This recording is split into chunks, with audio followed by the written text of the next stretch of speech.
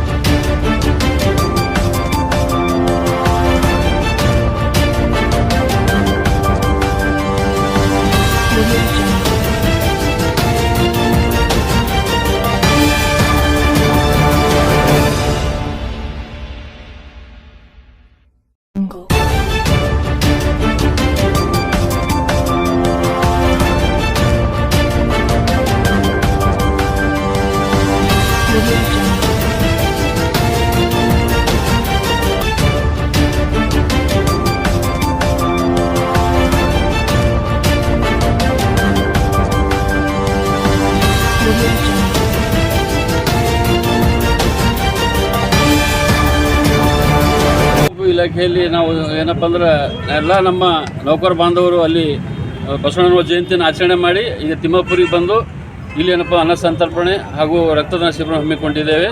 ಅದಕ್ಕೆ ಎಲ್ಲರೂ ಇದರ ಸದುಪಯೋಗ ತಗೋಬೇಕು ಹಾಗೂ ಇಲ್ಲಿ ಅನ್ನ ಸಂತರ್ಪಣೆ ಎಲ್ಲರೂ ಬಂದು ಏನಪ್ಪ ಅಂದ್ರೆ ಪ್ರಸಾದ ಸ್ವೀಕಾರ ಮಾಡ್ಕೋಬೇಕು ಅಂಥೇಳಿ ಈ ಸಂದರ್ಭ ಹೇಳಿ ನಾನೊಂದೆರಡು ಮುಗಿಸ್ತೇನೆ. ಶರಣಾರ್ಥಿಗಳು.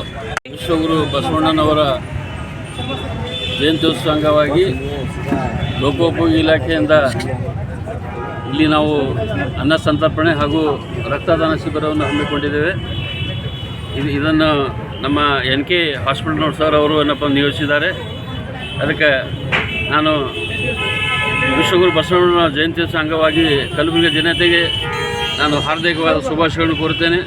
ಯಾವ ರೀತಿ ಬಸವಣ್ಣವರು ತಮ್ಮ ವಚನದಲ್ಲಿ ಇಡೀ ಜೀವನದ ಯಾವ ರೀತಿ ನಡೆಸಬೇಕು, ಯಾವ ರೀತಿ ಇರಬೇಕು ನಾವು ಅಂತ ತೋರಿಸ್ಕೊಟ್ಟಿದ್ದಾರೆ. ಆ ವಚನದ ಪ್ರಕಾರ ನಾವೆಲ್ಲರೂ ನಡಿಬೇಕು. ಅದಕ್ಕೆ ನಾನೆಲ್ಲರೂ ಅಲ್ಲಿ ವಿನಂತಿ ಮಾಡ್ಕೊಳ್ಳೋದಿಷ್ಟೇ, ಬಸವಣ್ಣ ತತ್ವವನ್ನು ಪಾಲಿಸಬೇಕು. ಅವರ ನಿಟ್ಟಿನಲ್ಲಿ ಅವರ ಹಾದಿಯಲ್ಲಿ ಅವರ ತೋರಿಸ್ಕೊಳ್ಳೋ ಸಿದ್ಧಾಂತ ನಾವು ನಡೆಯೋಣ ಅಂತ ಈ ಸಂದರ್ಭದಲ್ಲಿ ಹೇಳಿ ತಮ್ಮೆಲ್ಲರೂ ಮತ್ತೊಮ್ಮೆ ಶುಭಾಶಯಗಳನ್ನು ಕೋರುತ್ತೇನೆ. ಸರ್, PWನ ಮಾಡಿದ PWನ ಮಾಡಿರಲ್ಲ, ಭಾಳ ದೊಡ್ಡ ಪ್ರಮಾಣದಲ್ಲಿ ಅನ್ನ ಸಂತರ್ಪಣೆಯನ್ನು ಇಟ್ಕೊಂಡಿದ್ದಾರೆ. ಅನೇಕ ಜನ ಬಂದು ಪ್ರಸಾದವನ್ನು ಸ್ವೀಕಾರ ಮಾಡಿದ್ದಾರೆ. ನಮ್ಮ ಕಲಬುರಗಿ ಜನ ಬಂದು ಅಲ್ಲಿ ತಾವು ಪ್ರಸಾದವನ್ನು ಸ್ವೀಕಾರ ಮಾಡಬೇಕಂತೇಳಿ ನಾನು ಇಲಾಖೆ ವತಿಯಿಂದ ವಿನಂತಿ ಮಾಡ್ಕೊತೇನೆ.